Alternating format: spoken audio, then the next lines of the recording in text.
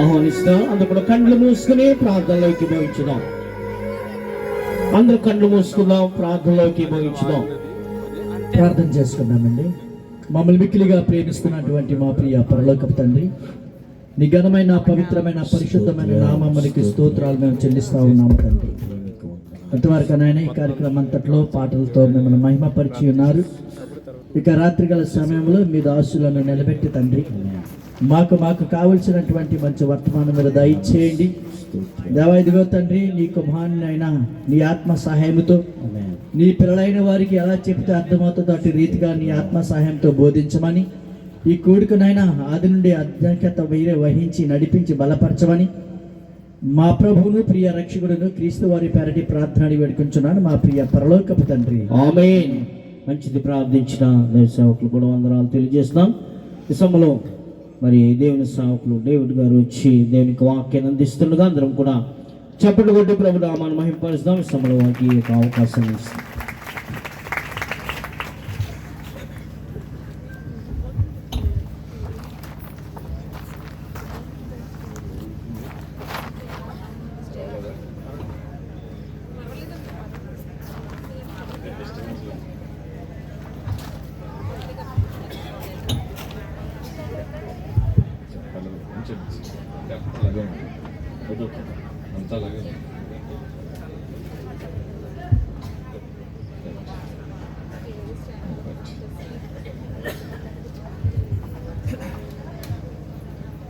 Hello hello mic hello. మంచిదండి. ఇచ్చేసినటువంటి విశ్వాసులైన దేవుని పిల్లలందరికీ ప్రభు అయిన యేసుక్రీస్తు ఉన్నతమైన నామంలో నా హృదయపూర్వక వందనాలు తెలియపరుచుకుంటున్నా. అలాగే ఏర్పరిచినటువంటి సంఘమునకు, సంఘ బిడ్డలకు, గ్రామస్తులందరికీ కూడా నా హృదయపూర్వక వందనాలు. అలాగే వేదిక మీద ఉన్నటువంటి నా తోటి సేవకులు, దేవుని దాసులైనటువంటి ప్రతి ఒక్కరికి కూడా పేరు పేరు నా హృదయపూర్వక వందనాలు. అలాగే వేదిక మీద ఉన్నటువంటి గ్రామ సర్పంచ్ గారికి కూడా నా హృదయపూర్వక వందనాలు. చిన్న ప్రార్థన చేసుకుని దేవుని వాక్యంలోనికి వెళదాం. ప్రార్థన. దయగలిగిన మా కన్న తండ్రి, దేవా, మీ పాద సన్నిధిలో నిలబడుతున్న మాకు తండ్రి అవసరమైన తండ్రి ఆలోచనలను అనుగ్రహించమని కోరుకుంటున్నాం.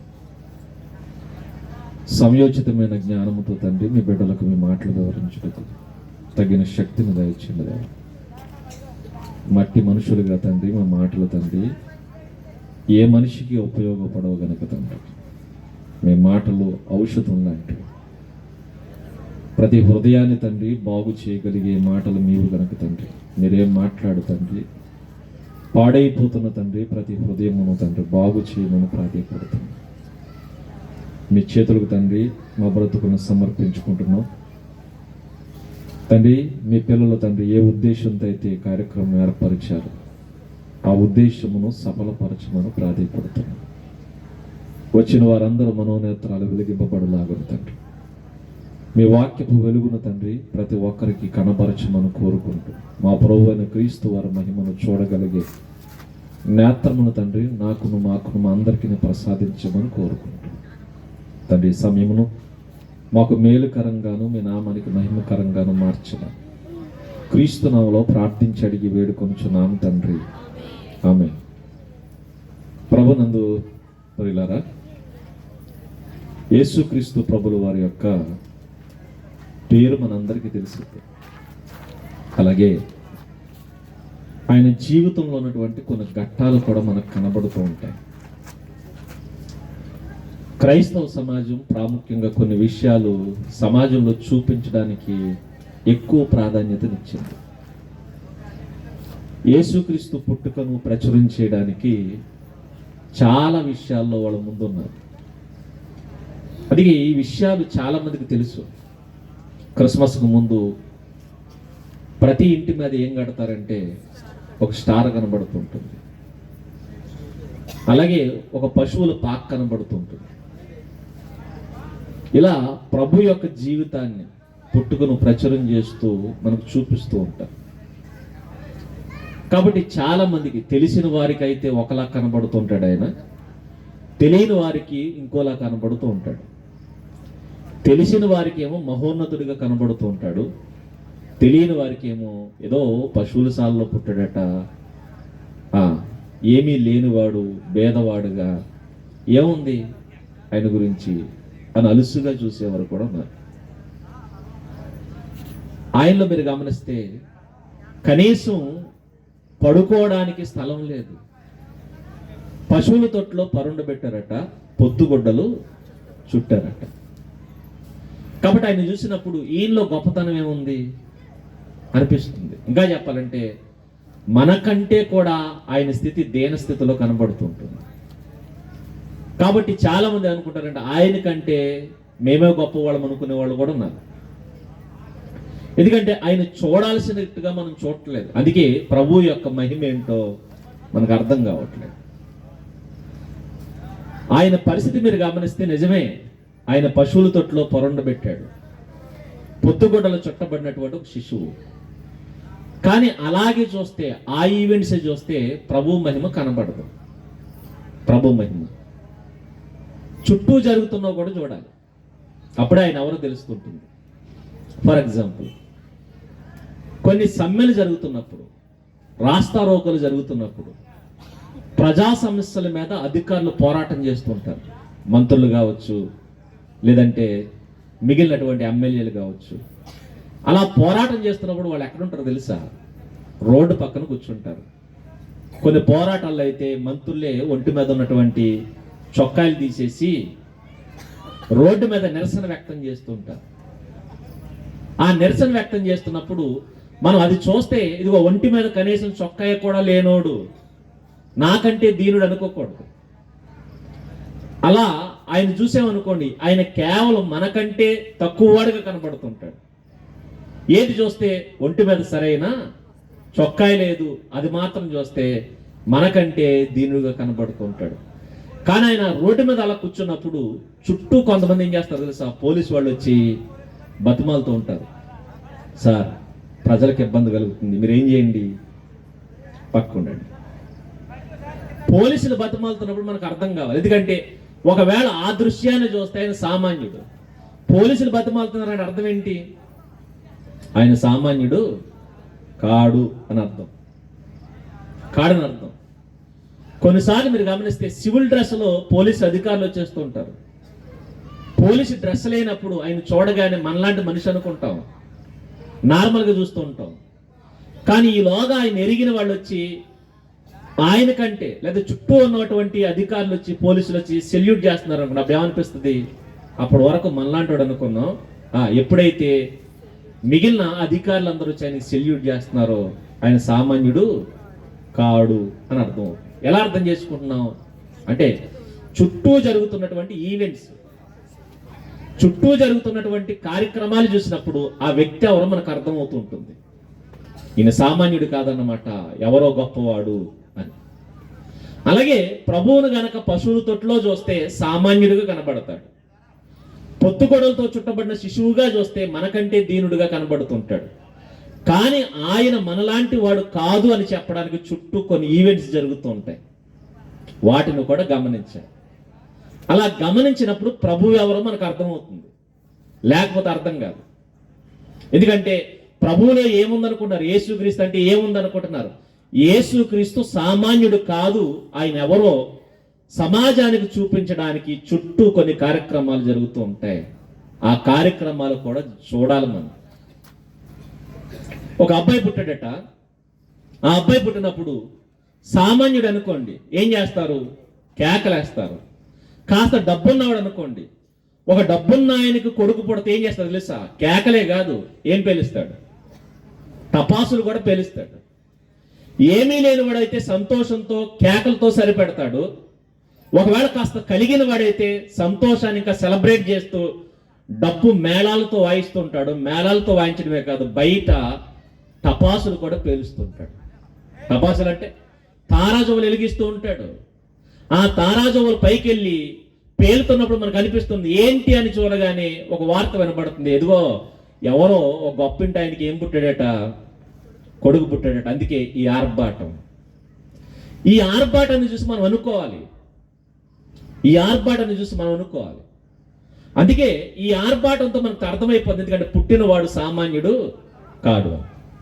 ప్రభువు పుట్టినప్పుడు కూడా మీరు గమనించండి, ప్రభువు పుట్టినప్పుడు కూడా కొన్ని ఆర్భాటాలు జరుగుతున్నాయి. ఏంటో తెలుసా ఆర్భాటం? ఆయన పుట్టినప్పుడట ఒక తార పుట్టిందట.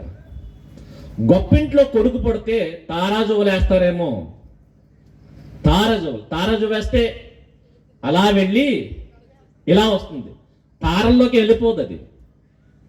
తారలు అంటే తెలుసు కదా మనకి, చుక్కల్లోకి వెళ్ళిపోదు అది. మరి ఎక్కడికి వెళ్తుంది? కాస్త పైకి వెళ్ళి మరలా కిందకు వచ్చేస్తుంది. ఈ తారాజువులు కాలిస్తేనే అబ్బో ఆయన గొప్పోడంటే, ప్రభు పుట్టినప్పుడు ఏం వెలిగింది? తారాజువులు కాదు, తారే వెలిగింది. ఆకాశంలో ఒక జ్యోతి వెలుగుతుంది, ఒక జ్యోతి వెలిగింది, నక్షత్రమే పుట్టిందట. అంటే దేవుడు ఆకాశంలో ఒక నక్షత్రాన్ని ఎందుకు పుట్టించాడు తెలుసా? ఈ పుట్టినవాడు సామాన్యుడు కాడు. తారాజువులు వేస్తేనే గొప్పడు అనుకుంటున్నావే, మరి తార పుట్టితే, తారే పుడితే ఎవరు? మనిషి పుడితే తారాజు వెలిగిస్తారేమో, కానీ పుట్టింది దేవుడు కాబట్టి దేవుడు ఏం వెలిగించాడు? తారనే వెలిగించాడు. ఎందుకంటే ఆకాశాన్ని కలగజేసిన వాడు ఈ భూమి మీదకి వచ్చాడు. తారలను కలిగించిన వాడు ఈ భూమి మీద శిశువుగా పుట్టాడు. ఇప్పుడు చెప్పండి, ఆ తారను చూస్తే పుట్టిన వాడిని ఎలా చూడాలి మనం? అరచేతుల్లో ఇమ్ముడు పోయిన పసివాడుగా చూడకూడదు, మరి అలా చూడాలి తెలుసా? ఈ పసివాడు పుట్టినప్పుడు ఆకాశంలో తార పుట్టిందంటే ఈ పసివాడు సామాన్యమైన వాడు కాదు. మరి ఎలాంటి వాడు అంటే ఆకాశాన్ని కూడా అరచేతితో కొలవగలిగిన వాడు. ఆకాశాన్ని అరచేతితో, అరచీ కూడా కాదు, ఆయన ఆకాశాన్ని జ్ఞానతో కొలుస్తాడట. ఆకాశం ఎంత ప్రభువా అని అడిగితే మన దగ్గర కొలతలు ఉండవు, కానీ ప్రభు కొలత చెప్తాడు. ఎంత తెలుసా? ఆకాశం నా జ్ఞానంతా. జ్ఞానం అంటే తెలుసు కదా, జ్ఞానం అంటే ఈ బొటన వేలు దగ్గర నుంచి చిటికిన వేల వరకు ఉంటుందే, దీని జ్ఞానం అంటే ప్రభు అంటాడు మీ జ్ఞానం ఎంత గట్టిగా ఉంటే 9 అంగుళాలు ఉంటుంది, కానీ ప్రభు జ్ఞానం ఎంత ఉంటుంది? ఆకాశం అంతా. ఆ ఆకాశాన్ని కలిగించిన వాడు భూమి మీదకి వచ్చాడు. పశువుల తొట్లో పొరున్నవాడు సామాన్యుడు కాదు. మరి ఎలాంటి వాడంటే మహాకాశాలను కలిగించిన వాడు మనిషిగా వచ్చాడు. ఈ సంగతి మనకు తెలియాలి. ఇది సైడ్ జరుగుతున్నటువంటి ఈవెంట్స్. అదే కాదు, ఇంకా మీరు గమనిస్తే ఆయన పుట్టినప్పుడట పాట పాడడానికి ఎవరు వచ్చారు తెలుసా? ఎవరు పాటలు పాడారు? దేవదూతలు వచ్చి పాట పాడినట్టండి. ఏడు పాటలు కూడా గొప్పవంటే గొప్పవే. ఒకవేళ పెద్దింట్లో పెళ్లి జరుగుతుంది అనుకోండి, పెద్ద సౌండ్ సిస్టమ్ కూడా పెట్టి ఆర్కెస్ట్రా పెట్టిస్తారు. ఆ ఆర్కెస్ట్రా పెట్టించగానే ఆర్కెస్ట్రాలో ఏం చేస్తారు? పాటలు పాడతారు. ఆ పాటలు పాడడానికి ఎవరిని పిలుచుకొస్తారు? చుట్టుపక్కల ఎవరైతే పేరు గంచిన సింగర్స్ ఉన్నారో వాళ్ళు తీసుకొచ్చి పాటలు పాడిస్తారు. ఇది సామాన్యులు చేసేది అనుకుందాం. కాస్త పలుకుబడి, కాస్త పేరు ఉన్నవాడు. మన అంబానీ గారు పెళ్లి చేశారట వాళ్ళ అబ్బాయికి. పాటలు పాడించడానికి ఎవరిని తీసుకొచ్చాడు తెలుసా? లోకల్లో ఉన్న సింగర్స్ని కాదు, మరెవరిని? ఇంటర్నేషనల్గా ఉన్నటువంటి సింగర్స్ని. ఇంటర్నేషనల్ సింగర్స్ తీసుకొచ్చి ఆయన కొడుకు పెళ్లిలో పాటలు పాడించాడు. పైగా ఆ పాడిన వాడు బనీలు వేసుకొచ్చి పాడాడు. బట్టలు కూడా పెద్ద ఏం వేసుకోలేదు, బనీలు వేసుకొచ్చి పాడుతున్నా అది మాత్రం గొప్పగా చూస్తున్నారు. ఎందుకంటే ఆయన కోట్లు ఇచ్చాడట, వేలు కాదు, లక్షలు కాదు, ఏంటి కోట్లు ఇచ్చాడంట. సుమారు ఒక 80 కోట్లు ఇచ్చాడట. 80 కోట్లు తీసుకుని ఏం చేయడానికి వచ్చాడు? పాట పాడడానికి. 80 కోట్లతో పాట పాడడానికి వచ్చాడంటే వచ్చాడు, రప్పించాడు. ఎందుకు రప్పించాడు? ప్రపంచంలో ఈయనకు పేరుంది, ఈయన గొప్పోడని, పాటలు పాడాలి, ఈయన గొప్పోడని. అలాంటి వాడు ఎక్కడ పాట పాడాలి? నా కొడుకు పెళ్లిలో పాట పాడాలి. ఎందుకంటే నా కొడుకు ఆ పాడేవాడి కంటే గొప్పడు, పాడేవాడు మీకు గొప్పడు. అంతే కదా, పాట పాడే సింగర్ ఎవరికి గొప్ప? మనకు గొప్ప. కానీ ఆయన దృష్టి ఏంటి తెలుసా? పాట పాడే ఆ సింగర్ మీకు గొప్ప కదా, ఆ సింగర్ కంటే నా కొడుకు గొప్పడు అని చెప్పి ఆ సింగర్ని ఏం చేశాడు? బనేలేయించి పాట పాడించాడు. నా కొడుకు ముందు ఏం చేయాలి? పాట పాడాలి. ఇప్పుడు చెప్పండి, సింగర్ గొప్పడా, అంబానీ గారు గొప్పడా? ఎవరు గొప్పడు? అంబానీ గారు గొప్పడు. ఇక అంబానీ గారు అబ్బాయి గొప్పడు. ఇది సైడ్ జరుగుతున్నటువంటి ఈవెంట్స్. ఆయన పాడలేదు, అంబానీ గారు అబ్బాయి పాట పాడాడా? పాడలేదు. ఆయన జాలీగా నుంచున్నాడు, ఆయన దగ్గర ఈయన పాట పాడాడు. పాట పాడటమే కాదు, డాన్స్ చేసిన వాళ్ళు ఎవరు అనుకుంటున్నారు? రికార్డింగ్ డాన్స్ ట్రూప్ కాదు, మరెవరు? సినీ నటులందరూ, పేరుగాంచిన సూపర్ స్టార్లు అందరూ వచ్చి ఏం చేశారట? పెళ్లిలో డాన్స్ చేశారట. ఎందుకు ఏం చేయడు? పైగా ఒక్కొక్కరు కోట్లు ఇచ్చి మరీ ఏం చేయడు అంటే అర్థమే తెలుసా? వీళ్ళందరికీ మీరు అభిమానులు కదా, వీళ్ళందరికీ డాన్సులు కడతారు కదా, మీరు గుళ్ళు కడతారు కదా, వీళ్ళ కటౌట్లు పెట్టి పాలాభిషేకాలు పూలాభిషేకాలు చేస్తారు కదా, వీళ్ళ సినిమాలు వచ్చినప్పుడు మీరు డాన్సులు వేస్తారు కదా. ఎందుకంటే మీకు వీళ్ళ గొప్పోళ్ళు, కానీ వీళ్ళందరికంటే నా కొడుకు గొప్పోడని చెప్పి ఆ సినీ నటులు అందరిని తీసుకొచ్చి ఏం చేశాడు? డాన్స్ చేశాడు. ఇప్పుడు చెప్పండి, ఎవరు గొప్పోళ్ళు? అంబానీ కొడుకు గొప్పోడు. ఎవరికంటే? ఇప్పుడు మీరు ఆలోచిస్తే ఇక్కడ ఈయనలా చేస్తే మరి పుట్టినోడు సామాన్యుడు కాదు. ఆయన బర్త్డేకి దేవుడు ఏం చేశాడు తెలుసా? ఏం చేశాడు? పాటలు పాడింది ఎవరు? మనుషులు కాదు, ఇంటర్నేషనల్ సింగర్స్ కాదు. ఆయన ఈ యూనివర్స్ లో ఉన్న సింగర్స్ ని పిలవలా, మరెవరిని? పరలోకంలో ఉన్న సింగర్స్ ని పిలిచాడట. ఇలా పాట పాడితే మనం ఊగుతామేమో, కానీ దేవదూతల పాట పాడితే మనం ఊగడం కాదు. పరలోకపు పునాదులు సైతం దడదల్లాడతాయటండి. ఆ పరలోకంలో పాట పాడే వాడిని భూమి మీద పంపించి ఈ రోజు మీరు కచేరీ చేసి రావాలన్నాడు. దేనికి? నా కొడుకు పుట్టాడు అక్కడ. ఎవరు? నా కొడుకు పుట్టాడు. చూడండి, పశువుల తొట్టునే చూస్తే మనకి ఏమనిపిస్తుంది? ఈయన సామాన్యుడు అనిపిస్తుంది. కానీ ఆ పశువుల తొట్టులో పుట్టిన వాడి కోసం పాట పాడింది ఎవరు? దేవదూత. ఇప్పుడు చెప్పండి, ఈయనెవరు? ఇవి చూడాలి మనం, ఇవి చూడాలి. అవి చూసినప్పుడు ఆయన మహిమ తెలుస్తూ ఉంటుంది. దేవదూత పై ఒకరిద్దరు కాదట, పరలోక సైన్య సమూహం అన్నాడు. సైన్య సమూహం అంటే కోట్లాది మంది దేవదూతలు భూమి మీదకి వచ్చి పాట పాడి వెళ్ళిపోయారు. ఎవరి కోసం? పశువుల తొట్టులో ఉన్న పశుబాలుడు కోసం.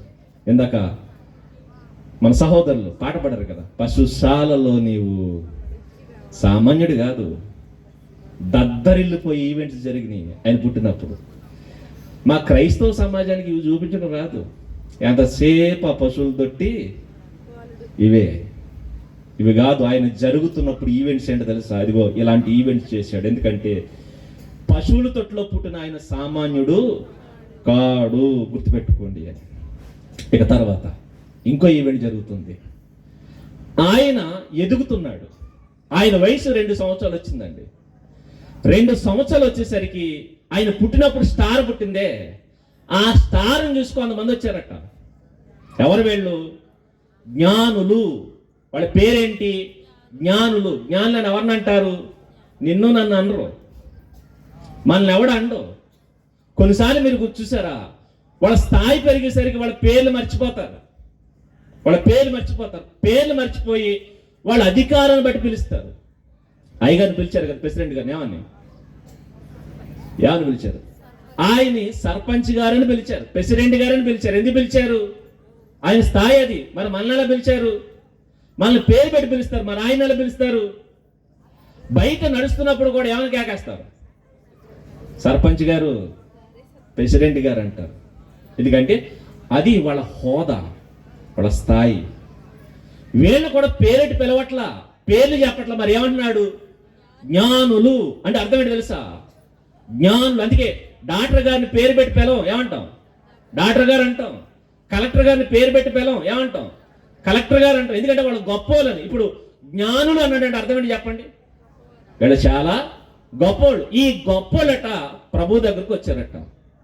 వాళ్ళు అలాంటి జ్ఞానులు కాదు. ఎలాంటి జ్ఞానులు అంటే ఆకాశం వైపు చూపించి రాత్రిపూట నక్షత్రాలు చూపించి, ఈ నక్షత్రాల్లో ఈ రోజు పుట్టిన నక్షత్రం ఏది, నిన్న పుట్టిన నక్షత్రం ఏదంటే చెప్పేస్తారట. ఎలాంటి వాళ్ళు?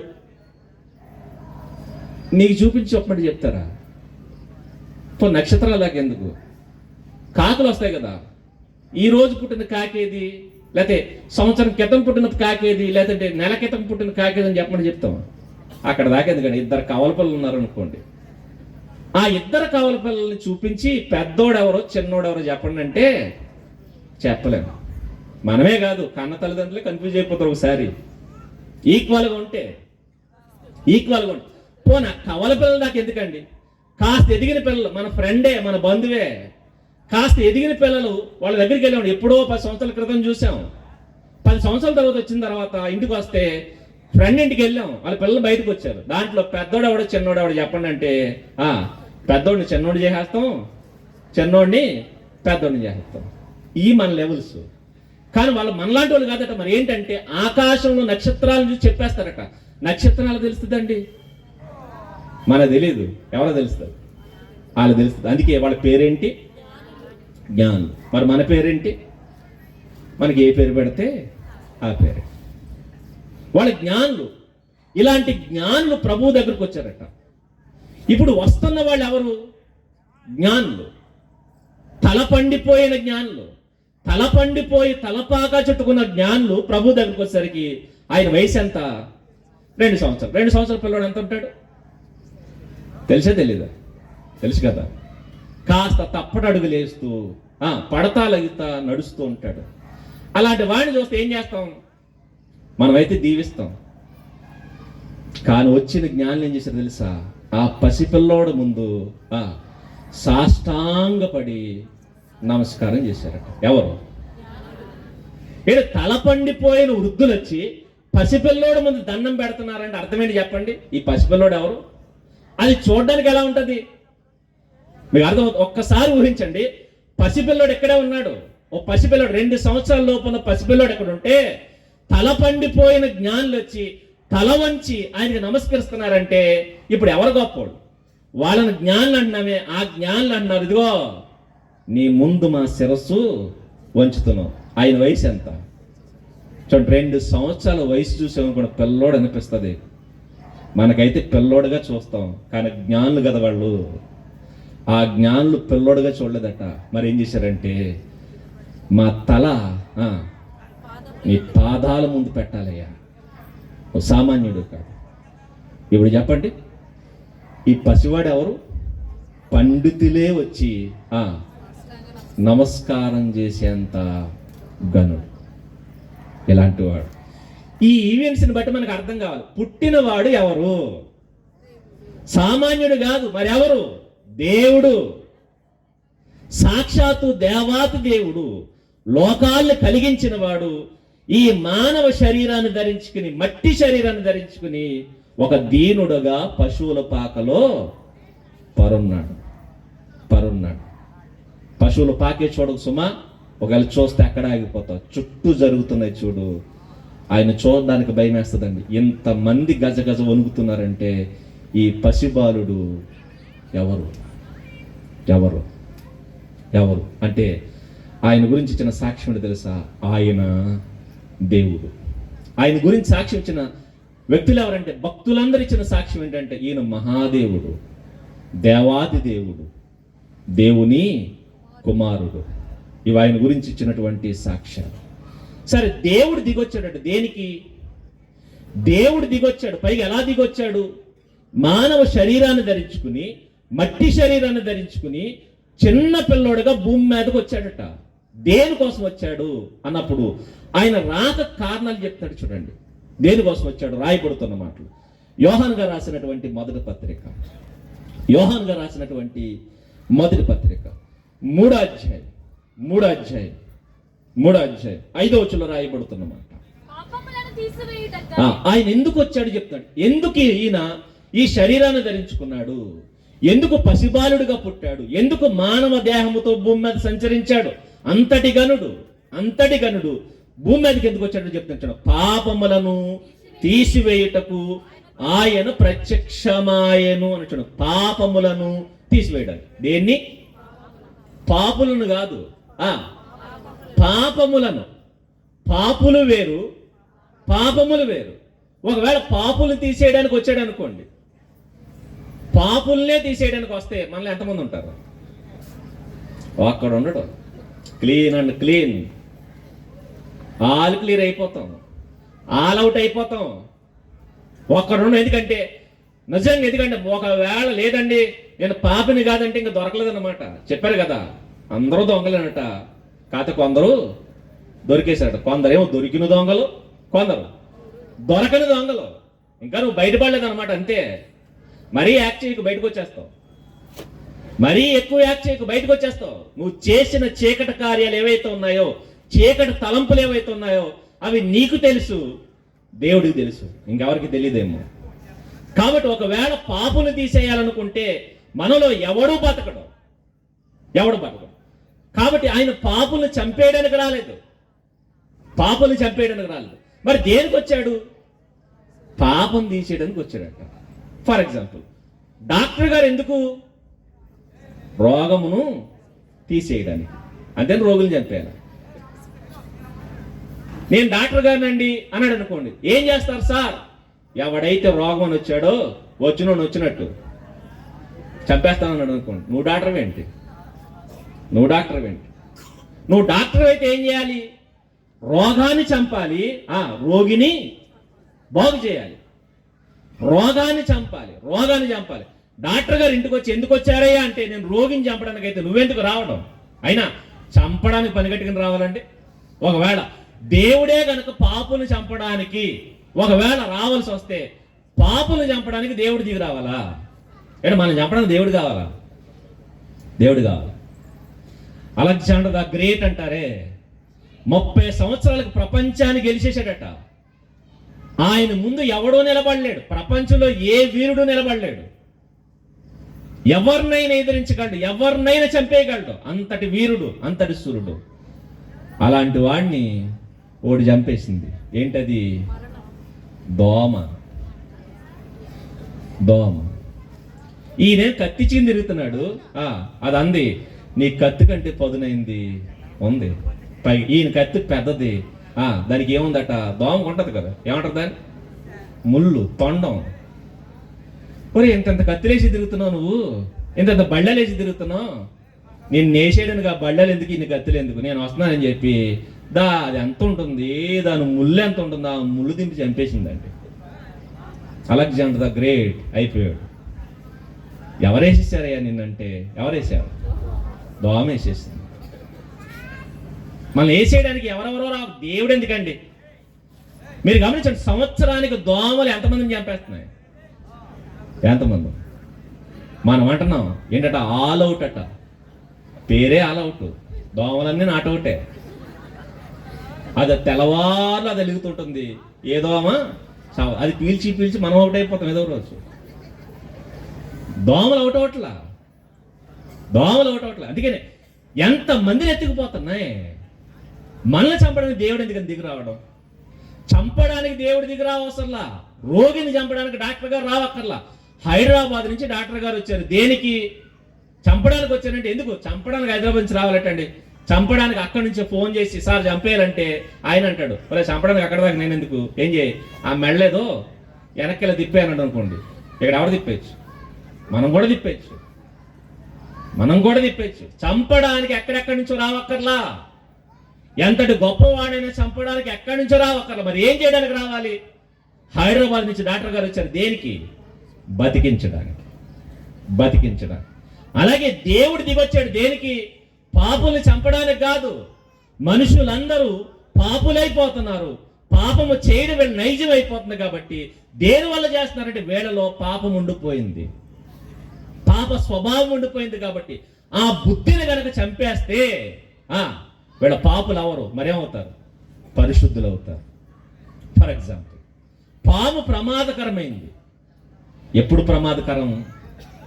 దానికి కోరలు ఉన్నంతసేపు ప్రమాదం. పీకేస్తే ప్రమాదం కాదు. కోరలు ఉన్నంతసేపు, ఎందుకంటే దాని బలం ఏంటో తెలుసా? కోరలో తేలు ప్రమాదం. ఎప్పుడు? దాని తోకనంతసేపు ప్రమాదం. తోకను కత్తిరించేస్తే ప్రమాదం కాదు. పీతలు ఉంటాయి చూసారా? పీతల ప్రమాదం ఎప్పుడు? డెక్కలు ఉన్నంతసేపు. డెక్కలు పీకేస్తే అది పట్టుకోగానే పీతలు ఏం చేస్తారు? ఆ 2 డెక్కలు ఇరిచేస్తారు. ఇరిచేసిన తర్వాత పిల్లలకి ఇచ్చి ఆడుకోమంటారు. అవునా కదా? అంటే దాని బలమేదో బలాన్ని చంపేస్తే ప్రాబ్లం లేదు. ఇప్పుడు మనిషి ప్రాబ్లం ఏంటి తెలుసా? మనిషి ప్రాబ్లం ఏంటి? పాపం చేయడం. కాబట్టి దేవుడు అనుకున్నాడు, వీళ్ళ పాపం చేస్తున్నారు కదా, ఈ పాప బలం ఎక్కడుందో చూసి ఆ బలాన్ని చంపేద్దాం అనుకున్నాడు. మరలా చెప్తున్నాను, దేవుడు పాపపు బలాన్ని చంపడానికి వచ్చాడు. ఏంటి పాప బలం?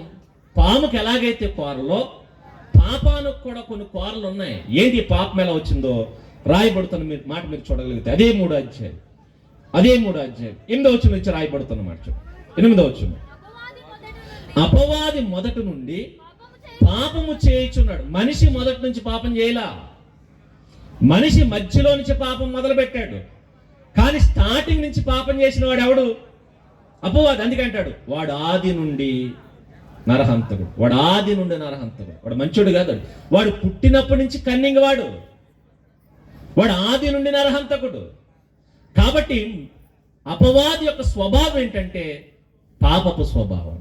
వాడు పాపం చేస్తాడు. మరి మనిషి అపవాది వల్ల ప్రేరేపింపబడి పాపం చేశాడు. మనం అంటుంటాం కదా, వాడు సావాసం అంటే చెడిపోయాడండి అంటారు. వాళ్ళ పిల్లల గురించి చెప్తారు చూస్తారు, మా పిల్లోడు మంచోడేనండి, మా అమ్మాయి మంచిదేనండి. ఎప్పుడైతే వాళ్ళతో సహవాసం మొదలు పెట్టాడో అప్పుడే పాడైపోయాడు. అలాగే దేవుని పిల్లలు మనందరం, మనుషులమందరం కూడా ఎవరమంటే దేవుని పిల్లలు. ఆ 3వ అధ్యాయం మొదటి వచ్చి నేను చెప్తాను, మనందరము దేవుని పిల్లలు అంటాడు. దేవుడు పాపం చేయడు, మనం కూడా పాపం పాపం చేయడం మన స్వభావం కాదు. కానీ మనం పాపం చేస్తున్నాం. ఎందుకు చేస్తున్నాం? మనం సహవాసం మొదలు పెట్టాం ఎవరితో? అపవాదితో. మీరు గమనించండి, బైబిల్ డంకాపదంగా చెప్తుంది. అవ్వమ్మ గారు పరిశుద్ధంగా ఉంది, కానీ అవ్వమ్మ గారు సర్పముతో సహవాసం చేయడం మొదలు పెట్టింది. అప్పుడు పాడైపోయిందండి. పాప బుద్ధి ఎప్పుడు వచ్చింది తెలుసా? సర్పముతో సహవాసం చేసినప్పుడు వచ్చింది. సర్పం అనగా సాతాను. సాతానుతో సహవాసం చేసినప్పుడు వచ్చింది. సర్పాన్ని సాతాను ఆవహించింది. ఆవహించిన ఆ సర్పముతో అవ్వమ్మ సహవాసం మొదలు పెట్టింది. వాళ్ళిద్దరూ ఎప్పుడైతే ఫ్రెండ్షిప్ చేయడం మొదలు పెట్టారో పాడైపోయారు. అప్పటి వరకు పాప బుద్ధి లేదు, వచ్చింది. ఎక్కడ కూడా దేవుడు అంటున్నాడు, ఇదిగో వాడు ఆది నుండి పాపం చేసేవాడు, మొదట నుండి పాపం చేస్తున్నాడట. పాపము చేయుచున్నాడు గనక పాపము చేయు వారందరూ అపవాది సంబంధికులు. అపవాది యొక్క క్రియలను ఈయన ఎందుకు వచ్చాడు తెలుసా? ప్రభు ఎందుకు వచ్చాడు? అపవాది యొక్క క్రియలను లయపరచడం. అంటే మీకు అర్థమైందా? మనం ఎలాగైతే పాము కోరలు పీకేసి పామును స్వేచ్ఛగా వదిలేస్తాము, తేలు ముల్లిరి చేసి తేలును వదిలేస్తాము, తర్వాత పీత డెక్కలిరి చేసి పిల్లలకి చాడుకోమంటాము, దేవుడట అపవాది క్రియలు లయపరచడం. వీడే కదా మిమ్మల్ని క్రియలు చేసి పడగొడుతున్నాడు అని చెప్పి వాడి క్రియలు నాశనం చేయడానికి వచ్చాడట. ఎవరి క్రియలు? అపవాది క్రియలు నాశనం చేయడానికి వచ్చాడట. ఇదేంటంటే ఇదే అపవాదికి ఒక బలం ఉంది. ఆ బలము చేత మనందరినీ పాపంలోకి లాగుతున్నాడు. జాలరు యొక్క బలం ఏంటి తెలుసు అండి? జాలరు అంటే తెలుసు కదా, చేపలు పట్టుకునే ఆయన బలం ఏంటి? గాలం లేదంటే వల. ఆ జాలరు యొక్క వల గాని గాలం కానీ తీసేసామనుకోండి, పట్టుకోగలడా? పట్టుకోలేడు. వేటగాడు బలం ఏంటి? విల్లు, అంబు. ఆ విల్లు విరిచేసామనుకోండి, వేటాడగలడా? వేటాడు. అలాగే సాతాను యొక్క బలం కూడా ఒకటి ఉంది. ఆ బలాన్ని కనుక ఇరిచేస్తే మనందరిని అడేమో చేయలేడు. కాబట్టి పాపము అపవాది చేస్తున్నాడు కాబట్టి ఆడ బలాన్ని పట్టడానికి వచ్చాడట. ఎందుకు వచ్చాడు ప్రభు? పాపము యొక్క బలం లేదంటే అపవాది యొక్క బలం ఏంటో దాన్ని పట్టడానికి వచ్చాడు. సరే, పాపం చేస్తున్నాం మనందరికి తెలుసు కదండి. తప్పు చేస్తున్నామని తెలుసా తెలీదా? ప్రతి వాడికి తెలుసు. పాపం తప్పు అన్న సంగతి తెలుసా తెలీదా? తెలుసు. పైగా మనకే కాదు, చిన్న పిల్లలకు కూడా తెలుసు అండి. మనిషి స్వభావం చూడండి ఎలా ఉంటుందో. చిన్నపిల్లలు ఒళ్ళంతా మట్టిపాము వేసుకున్నారు అనుకోండి, ఆడ కొంత అంత ఉంటాడు.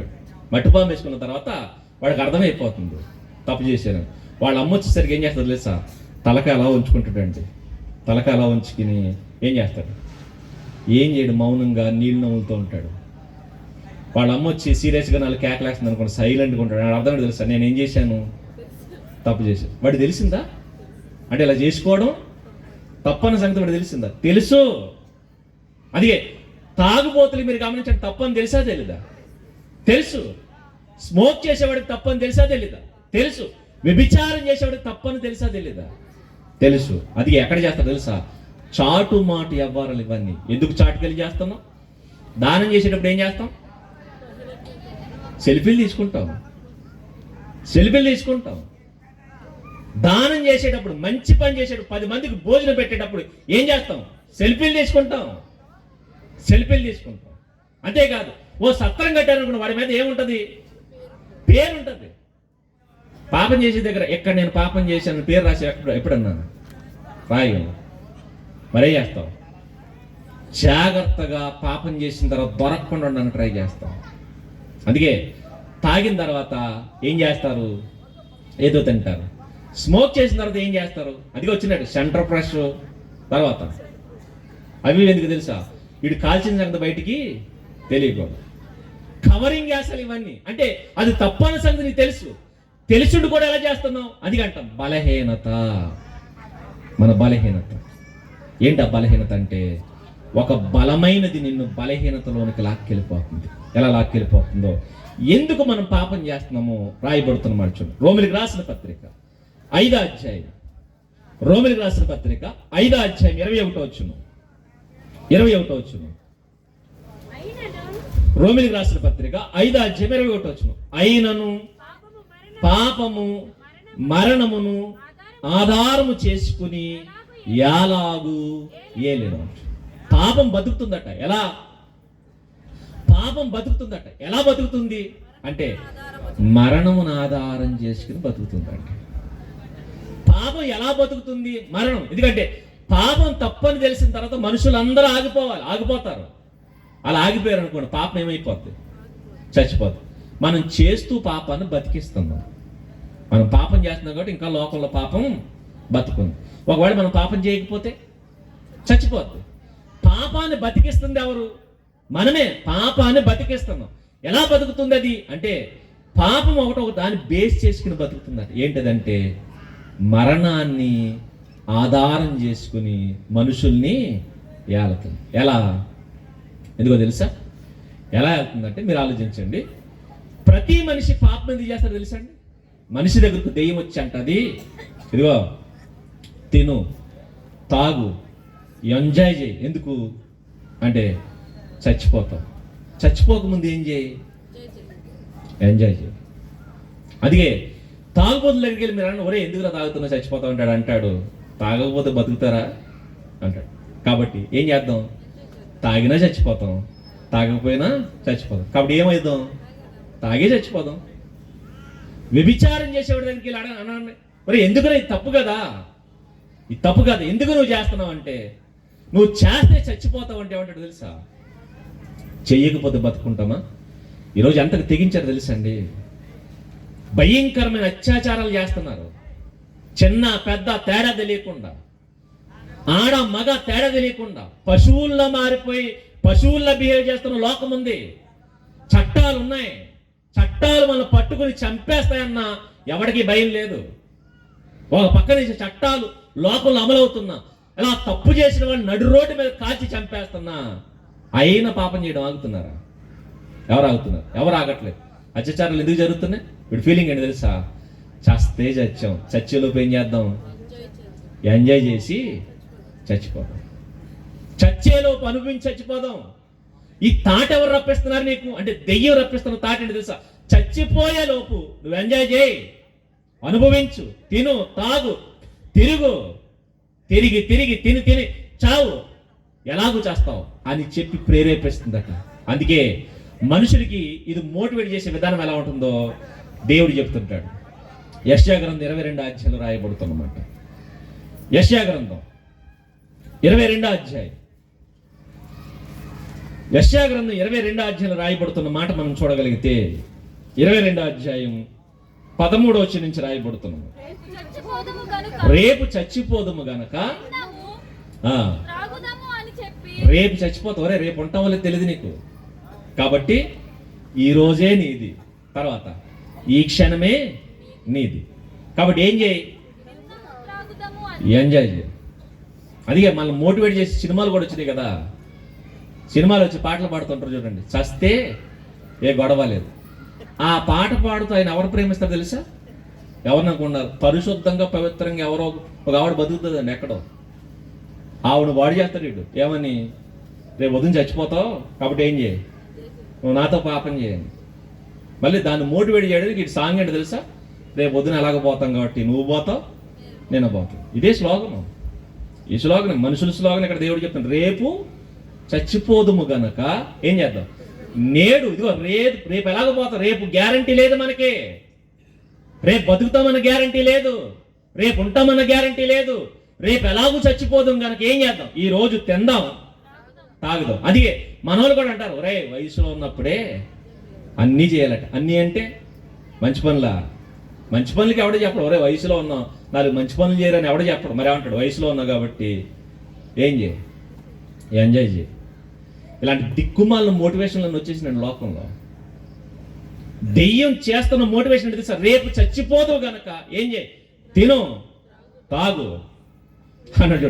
నేడు ఏం చేస్తారంటే, రేపు చచ్చిపోదుము గనక తిందుము తాగుదుమని చెప్పి ఎడ్లను వదిస్తున్నారట. వీడిని చంపేస్తున్నారు, ఎడ్లని చంపేస్తున్నారు. వీడు పశువు, వీడు పనికిరాడు, ఎడ్డు పని చేస్తుందండి. వీడు ఆంబోతు, ఈ ఆంబోతు కూడా దేని చంపేస్తున్నాడు, ఎడ్లని చంపేస్తున్నాడు. అంటే కాడిలాగి ఎడ్లని చంపేస్తున్నాడు. నిజమే, మీరు గమనించండి. తాగేసి భయంకరంగా రోడ్డు మీద బైక్ తోలుతాడండి. తోలిడు బాగానే ఉంటాడు, ఇటు పందిలాంటాడు. ఇటు పంది చూసారా, మన బైక్ అడ్డం వస్తుంది, మనల్ని పడేసేస్తుంది, దుర్పేషం లేకపోద్దండి. ఈడు కూడా గుద్దేస్తాడు. ఎవరు గుద్దేస్తాడు అనుకున్నారు?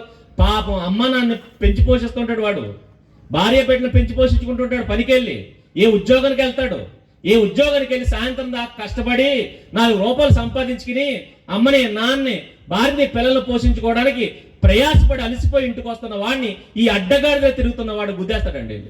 హఠాత్తుగా మంచుడు చచ్చిపోతాడు. వీడు మాత్రం ఇటు పశువుని చెప్పాను కదా, ఇటు పందిలాంటి ఇటు కుక్క చూశారు. కుక్క అయినా చూడండి, మనకు అడ్డం వస్తే మనల్ని పడేసేస్తుంది. పడేసిన తర్వాత మన పడిపోయి మనకు కాళ్ళు చేతులు తిరిగిపోతుంది, దానికి ఏమవుతుందో జర్జాగలేసి వెళ్ళిపోద్దండి. వీడు కూడా అంతే, మంచోని చంపేస్తారండి పశువులందరూ. ఈ ఆంబోతులు ఏం చేస్తున్నారట చూడండి, రేపు ఎలాగూ చచ్చిపోతాం కాబట్టి పనిచేసే ఎద్దులను చంపేస్తున్నారట. పనిచేసే ఎద్దులను ఏం చేస్తున్నారు, ఎడ్లను వధించుచు గొర్రెలను కోయిచు మాంసము తినుచు ద్రాక్షారసము తాగుచు. చూడండి, తింటున్నాడు, తాగుతున్నాడు. తర్వాత అన్నాడు సంతోషమే సంతోషం. ఎందుకురా సంతోషిస్తున్నాడు? రే ఈ రోజే మంది, ఈ క్షణమే మంది. అది పాటలు కూడా రాసుకున్నారట, అనుభవించు రాజా. తర్వాత పుట్టింది పెరిగింది ఎందుకు? అనుభవించడానికే. తిని తిని తాగి చచ్చిపోదాం మనం. అదిగే తిని తాగి చచ్చిపోతున్నారు. ఎందుకురా చచ్చిపోయావు? తిని తాగి చచ్చిపోయాడు. తిండి ఎక్కువైపు చచ్చిపోయాడు, తాగుడు ఎక్కువైపు చచ్చిపోయాడు. ఎందుకంటే చచ్చిపోతామన్న భయంతో ఏం చేస్తున్నారు? చావు మనిషిని భయపడుతుంది. అంతేందుకు కరోనా వచ్చినప్పుడు ఏం చేశారు మీరు గమనించండి. కరోనా వచ్చిన కానీ తిండి పెరిగిపోయింది తెలుసా మీకు? సంత అప్పటి వరకు కూరగాయల మార్కెట్ ఉండి చూసారా, కూరగాయల మార్కెట్ అప్పటి వరకు వారానికి ఒకసారి వేసేవారండి. కరోనా దగ్గర నుంచి ఏం చేశారు తెలుసా? ప్రతిరోజు మార్కెట్ పెట్టారు. అవునా కదా? పైగా ఎక్కడ పడితే అక్కడ పెట్టారు. అప్పుడు బజార్ ఒక చోట ఉండేది, భీమవరం ఒక చోట, నరసాపురం ఒక చోట, ఎక్కడో టౌన్లో ఉండేది, మన పల్లెటూరులో ఒక రోజు ఏర్పాటు చేసి ఆ రోజు పెట్టేవారు. ఆ రోజు వెళ్ళి కూరగాయలు తెచ్చుకునేవారు వారానికి సరిపడగా. కానీ కరోనా దగ్గర నుంచి ఏమైపోయింది? రోడ్డంతా కూరగాయల దుకాణాలండి. పైగా ఏ దుకాణం ఖాళీ ఉండేది కాదు. ఏమైపోయింది? భయంతో తినేయడం మొదలెట్టేశారు. ఎందుకంటే ఈ కరోనా చచ్చిపోయేలోపు ఏం చేద్దాం? కూరగాయలు తినేశారు, కోళ్ళు తినేశారు, ఏది మంచిదండి తినేశారండి. ఏది మంచిదండి ఒకడు కాదండి, ఏదైనా తినేశారు. అల్లం మంచిదండి, పచ్చాలను నవ్వులేశారట ఒకడు, ఎల్లుల్లిపాయలు నవ్వులేశారు, మిరియాలు నవ్వులేశారు, ఏది పడుతుంది ప్రతి ఓడు నవ్వులేయడమే. ఆవిరి పిలితే మంచిదని చచ్చిపోతున్న భయంతో అండి డైలీ ఆవిరి పిలిచి ఆడు బాగానే ఉన్నాడు ఏంటి, ఆవిరి ఎవరు పిలిచాలి? జబ్బు వచ్చినట్టు పిలిస్తే మంచిది. వీడు జబ్బు రాకముందే పిలిచేసాడట, నరాలని పిలిచి చచ్చిపోయాడు. ఎందుకురా పిలిచేసావంటే రేపు చచ్చిపోతానన్నా భయం. భయంతో తినేశారు, భయంతో తాగేశారు, భయంతో పీల్చేశారు. ఏమైపోయారు? ఆ భయంతోనే వ్యాక్సిన్లు ఏం చేసుకున్నాం మనందరం. అవునా కదా? ఇప్పుడు అంటున్నారు వ్యాక్సిన్ వాళ్ళు చచ్చిపోతున్నారట. ప్రతి ఓడు హార్ట్ ఫెయిల్ అయిపోతున్నారు. మళ్ళీ పైగా పెద్దోలే కాదు, ఎవరి 25 ఏళ్ళు లోపు ఉన్న వాళ్ళందరూ హార్ట్లు ఫెయిల్ అయిపోతున్నాడు. ఎందుకురా అంటే ఆ రోజు వ్యాక్సిన్ ఎంచుకున్నావు. ఆ రోజు వ్యాక్సిన్ ఎందుకు ఎంచుకున్నావు? చచ్చిపోతామని భయంతో వేసుకున్నావు. ఇప్పుడు అంటున్నాడు వ్యాక్సిన్ ఎంచుకున్నందుకే ఈ సావుతో భలే చెడ్డండి. ఈ సావు మనల్ని భయపెట్టి చంపేస్తుంది, భయపెట్టి చంపేస్తుంది. చావు అంత ప్రమాదకరమైనది. ఈ చావుని ఎరగా చూపించి ఏం చేస్తుంది తెలుసుకో, రేపు చచ్చిపోతావు. దెయ్యం వచ్చి అంటుంది, ఒరే రేపు పొద్దున్న ఎలాగ చచ్చిపోతావు, ఈ రోజే నీది. ఏం చేద్దాం ఈరోజు? ఎంజాయ్. అందుకే తెల్లారు లేస్తే మనకి ఏం కావాలో తెలుసా? ఒకప్పుడు భయంతో 31st వస్తే ఏం చేసేవారు చెప్పండి? న్యూ ఇయర్ వస్తే భయంతో ప్రార్థనాపూర్వకంగా చర్చ్కో, గుడికో, దేవాలయానికో, మసీదుకి వెళ్ళి దేవా గడిచిన కాలం అంతా కాపాడవు, ఈ సంవత్సరం కూడా కాపాడవు. ఇప్పుడు ఏం చేస్తారు చెప్పండి? ఈడు సంవత్సరం అంతా ఏదో సాధించేసినట్టు హ్యాపీ న్యూ ఇయర్ అని చెప్పి పెద్ద బయలుదేరతాడండి అర్ధరాత్రి. ఒరే ఏం చేసావు ఈ సంవత్సరం అంతా? ఏం చేసావు? దమ్ముడు ఉపయోగం ఉంది నీ వల్ల. మళ్ళీ ఈడొచ్చి మనకి హ్యాపీ న్యూ ఇయర్ చెప్పు. ఈ పవిత్రత పరిశుద్ధుడు కలిగిన వాడు వచ్చి మనకి హ్యాపీ న్యూ ఇయర్, మనకి నిజంగా హ్యాపీ వస్తుంది ఇది చెప్తేనే. హ్యాపీ కూడా నన్ను చూసి వెళ్ళిపోతాడు, ఇది చెప్పాడు కూడా నేను రానని. అలాంటి ఎదవందరూ వచ్చి మనకి హ్యాపీ న్యూ ఇయర్, మళ్ళీ అడ్డగాడిదలో వచ్చి అడ్డంగా వచ్చి చెప్తుంటారు happy new year, happy new year. ఎవరు దీవించాలి చెప్పండి? ఎవరు? పరిశుద్ధులు దీవించాలండి. పెద్దల దగ్గరికి వెళ్ళి మనం ఏం చేస్తాం? పెద్దల దగ్గరికి వెళ్ళి దీవెనలు తీసుకుంటాం. మంచోడి దగ్గరికి వెళ్ళి దీర్ఘాయుష్మంతుడు అయ్యాడు, ఈయన మంచోడు కాబట్టి ఇప్పుడు ఎంతకాలం బతికాడు కాబట్టి తాతగారు మమ్మల్ని దీవించండి అని. వీడు రేపు అసలు వీడు ఉంటాడని గ్యారెంటీ లేదు, ఈ రోజే చచ్చిపోవచ్చు. ఈ చచ్చిపోయాడు వచ్చి మళ్ళీ దీవిస్తాడు ఏమని? Happy new year. ఈ సంవత్సరం అంటే హ్యాపీ అంటే వీడి వల్ల వస్తుంది మనకి. హ్యాపీ కూడా నేను చూసి పారిపోద్ది. ఇలాంటి ప్రబుద్ధులు అందరూ వచ్చి ఏం చేస్తున్నారు? మనకి హ్యాపీ చేస్తున్నారు. ఎందుకు? ఏంటి? పండగలు ఎక్కువైపోయినాయండి. దేనికి తెలుసా? తినడానికి, తాగడానికి. 31st 30కి అమ్మకాలట. మన తెలుగు రాష్ట్రాలు ఎలా జరిగింది తెలుసా? ఏ అమ్మకాలు? మద్యం అమ్మకాలట అండి. ఎంత అనుకుంటున్నారు? తెలంగాణలోనేమో, ఆంధ్రాలోనేమో 200 కోట్ల పైనట, తెలంగాణలో అయితే 400 కోట్లట. పోటాపొడిగా తాగారు మన వాళ్ళు. నువ్వా నేనా అని. దేనికి రాని అడగండి, రేపొద్దున ఉంటామో లేదు. ఇలా ప్రతి వాడు చావు భయంతో ఏం చేస్తున్నారు తెలుసా? తిందుము తాగుదుమని ఏం చేస్తున్నారు? పాపం వైపు వెళ్ళిపోతున్నారు. ఇప్పుడు చెప్పండి, ఎందుకు పాపం చేస్తున్నావు నువ్వు? పాపం చేయనోడు ఎవడన్నా బతుకుంటున్నాడా? పాపం చేసినా చచ్చిపోతాం, పాపం చేయకపోయినా చచ్చిపోతాం అనే ఉద్దేశంతో పాపం చేస్తున్నారు. ఈ పాపం ఏం చేస్తుందంటే మరణాన్ని చూపించి ఏం చేస్తుందంటే బతకడం మొదలు పెట్టిందండి. మరణాన్ని చూపించి బతకడం. దెయ్యం చాలా చెడ్డదండి. మీరు ఆలోచించండి. చావే లేని ఆదాం దగ్గరికి వెళ్ళి అంది, మీరు చావనే చావరని చెప్పింది. మన దగ్గరకు వచ్చి అంటుంది, మీరు చావరు కాబట్టి పాపం చేయండి అని వాళ్ళకి చెప్పింది. మన దగ్గరకు వచ్చాను, మీరు చచ్చిపోతారు కాబట్టి పాపం చేయండి. దాని మంత్రం ఒకటే. వాళ్ళ దగ్గరికి వెళ్ళి అంది, మీరు చావరు గనక మీరు పాపం చేయండి. దాని తర్వాత మన దగ్గరికి, మీరు చచ్చిపోతారు కాబట్టి పాపం, చచ్చేలోపు పాపం చేయండి. ఇది దెయ్యం మంత్రం, గుర్తుపెట్టుకోండి. ఇప్పుడు ఇది సాతాను క్రియలు. ఏ క్రియలు? ఇదిగో మరణం, చచ్చిపోతావు, తిను, తాగు, వయసు ఉండగానే అనుభవించు, వయసు అవ్వకముందే అనుభవించు, చచ్చిపోకముందే అనుభవించని ఎలాగైతే ప్రేరేపిస్తుందో ఈ సాతాను బలాన్ని పీకేయడానికి వచ్చాడట. సాతాను బలం ఏంటి? ఇప్పుడు మరణం. సాతాను బలం మరణం. మరణాన్ని చూపించి ఎలాగైతే మనం మబ్బి పెట్టి చంపేస్తుందో ఇప్పుడు సాతాను బలమైన మరణాన్ని చంపాలి. మరణాన్ని, మనకు ఏది ప్రాబ్లమో, రోగం కదా మనకి ప్రాబ్లం, ఆ రోగాన్ని చంపాలి డాక్టర్ గారు, మనల్ని కాదు. ఏం చంపాలి? రోగాన్ని. ఇప్పుడు మన పాపానికి కారణం ఏంటి? మరణం. మరణం అనే భయంతో ఏం చేస్తున్నాం? మనం పాపం చేస్తున్నాం. రేపు చచ్చిపోతామన్న భయంతో, నాకు వయసు అయిపోకముందే నేను అనుభవించాలన్న ఉద్దేశంతో పాపం చేస్తున్నా కదా. ఇప్పుడు ఆ మరణాన్ని చంపడానికి వచ్చాడట. వచ్చి సాతాను యొక్క క్రియలు లయపరిచాడట. ఎలా అన్నప్పుడు ఇప్పుడు మీరు ఆలోచించండి. ఆ పశువుల తొట్లో ఉన్న చిన్న పసిబాలుడు ఉన్నాడే, ఆ బాలుడు ఎందుకు వచ్చావు ప్రభు అంటే ఆయన అంటాడు, మీరు భయపడుతుంది దేనికి? చావుక. సరే అయితే మీరు పుట్టాం కాబట్టి చచ్చిపోతాం అనుకున్నారు కదా. సరే అయితే నేను చూపిస్తున్నాను చూడండి. పుట్టాడు, మన కళ్ళ ముందే పెరిగాడు. పెరిగిన తర్వాత సరే, ఏ చావు అంటే మీకు భయం? ఈ చావే కదా. మీ అందరికంటే భయంకరమైన మరణం నేను పొందుతాను చూడండి. మీ అందరికంటే భయంకరమైన మరణం. ఏ మరణం అంటే సిలువ మరణం. అది ఎవరో వేసింది కాదు, ఆయనకు ఆయనే వేసుకున్న మరణ శిక్ష. ఎందుకంటే చావే కదా మీకు భయమైంది. కొన్నిసార్లు చూసారు, కుక్కకు భయపడుతున్నారు అనుకోండి, మీ పిల్లలు ఏం చేస్తారు? అరే కుక్కకు భయపడతాయంటరా అని కుక్క దగ్గరికి వెళ్ళి ముందు ఈయన ఆడుకుంటాడు కుక్కతో. ఇప్పుడు ఈ కుక్కతో ఆడుకోవడం చూడగానే పిల్లడికి ఏమొస్తుంది? మా నాన్న కుక్కతో ఆడుకున్నాడు, కుక్క నన్ను ఏమీ చేయదు. ధైర్యం వస్తుంది. అప్పటి వరకు భయపడినాడు ధైర్యం తెచ్చుకుంటాడు. ప్రభువు చావుతో ఆడుకున్నాడు. యేసుక్రీస్తు దేంతో ఆడుకున్నాడు తెలుసా అండి? మనకలా బొమ్మలతో ఆడుకోలేదు ఆయన. మరి దేంతో ఆడుకున్నాడు అనుకున్నారు? చావుతో ఆడుకున్నాడు. ఎందుకంటే చావే కదా మీకు భయమైంది. చావంటేనే కదా మీకు భయమైంది. మీరు పులికి ఎందుకు భయపడుతున్నారు? చెప్పేస్తుందనే కదా. మీకు చావంటే భయం. నేను ఆ చావుతో ఆడుకుంటానని సిలువెక్కాడండి. సిలువెక్కి సిలువలో మరణించిన ఆయన మరణం చూడండి, ఎంత భయంకరమైన మరణం పొందాడు తెలుసా? విపరీతమైన దెబ్బలు, రక్త బొట్టు లేకుండా నేల కొంచేశాడు.